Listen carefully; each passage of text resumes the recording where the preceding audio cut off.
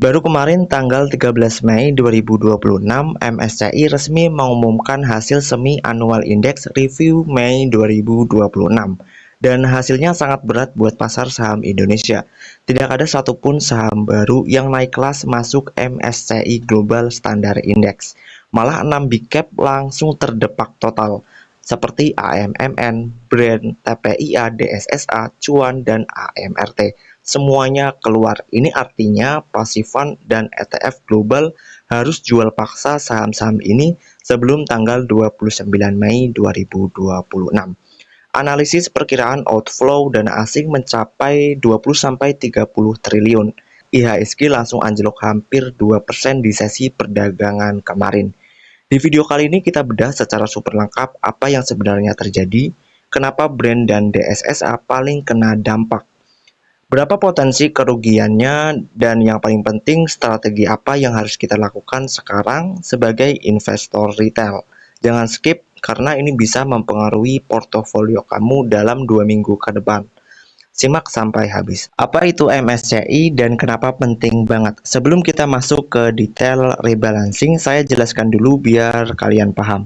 MSCI adalah penyedia indeks saham global yang paling diikuti oleh investor institusi.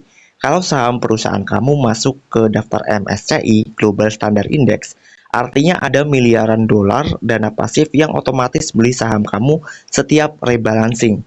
Sebaliknya, kalau dikeluarkan, dana itu harus dijual. Ini bukan opini analisis biasa, ini mekanisme otomatis yang bisa gerakan harga saham dalam hitungan hari. Bobot Indonesia di MSCI Emerging Markets turun drastis dari 0,86% menjadi hanya 0,63% setelah rebalancing ini.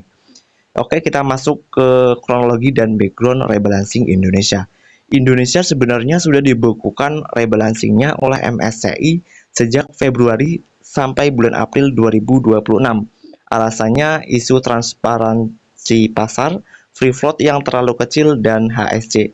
Artinya, kepemilikan saham terlalu konsentrasi di tangan segelintir pemegang saham, dan biasanya pemilik grup konglomerat ya. MSCI kasih waktu buat OJK dan BI melakukan reformasi, tapi di review Mei ini akhirnya MSCI ambil keputusan tegas. Dan berikut daftar lengkap perubahan indeks. Dari MSCI Global Standard Index, 6 saham big cap ini resmi dikeluarkan. Catatan penting, AMRT tidak hilang total ya, dia turun kasta ke MSCI Global Small Cap Index. Sementara itu, dari MSCI Global Small Cap Index ada 13 saham lagi yang dieliminasi seperti Antam, AALI, Bank BSDE, DSNG, Seido, MIDI, Mika, MSIN, TKIM, APIX, SSMS, dan TAPG. Dan yang paling menyedihkan, tidak ada satupun saham baru yang masuk ke Global Standard Index. Oke, kita bahas fokus utama kenapa Brand dan DSSA paling kritis. Dua saham yang paling sering dibahas analisis adalah Brand dan DSSA.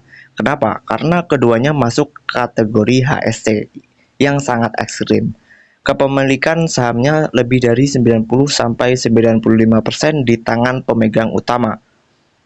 Free floatnya sangat kecil sehingga sulit bagi investor asing untuk masuk dan keluar tanpa mempengaruhi harga secara signifikan. MSCI sudah beri warning sejak lama, di review ini akhirnya mereka eksekusi. Saya breakdown satu persatu. Brand Barito Renewable Energy, likuiditas asing terbatas, dan DSSA, energi dan tambang HSC juga tinggi. Dampaknya pasif fund harus jual paksa porsi yang cukup besar. Impact ke pasar dan estimasi outflow. Apa dampak keseluruhannya? Sentimen negatif langsung ke IHSG kemarin anjlok nyaris 2%. Saham-saham yang terdepak langsung jadi top losser. Bobot Indonesia di MSCI turun signifikan. Dana global akan alihkan ke negara lain seperti India dan Taiwan. Tapi ada sisi positif, saham-saham blue chip yang tetap stay di indeks seperti BBCA, Telkom, BMRI, ASI, bobotnya otomatis naik relatif, jadi mereka bisa lebih resilient. Apa yang harus kita lakukan sebagai investor retail dan bagaimana strateginya? Sekarang bagian paling penting buat kita semua, Cek portofolio sekarang ada saham seperti yang kita bahas kali ini atau tidak. Kalau pegang, pertimbangkan profit taking parsial atau hedging sebelum 29 Mei. Kalau mau masuk, tunggu dulu sampai 29 Mei lewat ya. Bisa jadi ada buying opportunity di level lebih rendah setelah panic selling selesai.